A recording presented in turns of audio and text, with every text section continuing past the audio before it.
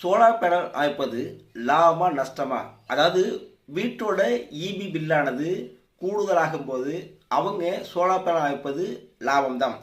எவ்வளவுக்கு மேலே போனால் நாம் சோலார் பேனல் அமைப்பது லாபம் அப்படின்னு யோசிச்சா வேற ஒன்றுங்க, 1000 ரூபாய்க்கு மேலே கரண்ட் பில் உங்கள் வீட்டுக்கு வருது அப்படின்னு சொன்னாலே தாராளமாக உங்கள் வீட்டில் சோலார் பேனல் அமைக்கலாம். 1000 ரூபாய்க்கு மேலே போகுது சொன்னால் ஒரு 300 யூனிட் மின்சாரத்துக்கு மேலே நீங்கள் பயன்படுத்திட்டு இருக்கீங்க அப்படின்னு சொல்லிட்டு அர்த்தம். அப்போது இந்த இபி பில் டேரிஃப் இருக்குல்ல, அதாவது ஒரு 300 யூனிட்டுக்கு மேலே 500 யூனிட்டுக்கு மேலே அப்படி சொல்லி போயிடுச்சுன்னு சொன்னாவே இந்த இபி பில்லானது ஆட்டோமேட்டிக்காக ஒரு யூனிட்டுக்கான காஸ்ட் ஆனது அதிகரிக்குது.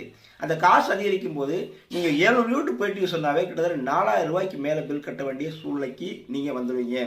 அதனால் உங்கள் வீட்டில் ஒரு 300 யூனிட்டுக்கு மேலே மின்சாரத்தை பயன்படுத்துகிறீங்க அப்படின்னு சொன்னால் 1000 ரூபாய்க்கு மேலே பில் கட்டுறீங்க அப்படின்னு சொன்னால் தாராளமாக உங்கள் வீட்டுக்கு சோலார் பேனல் போடுங்க, லாபத்தை அடையுங்க.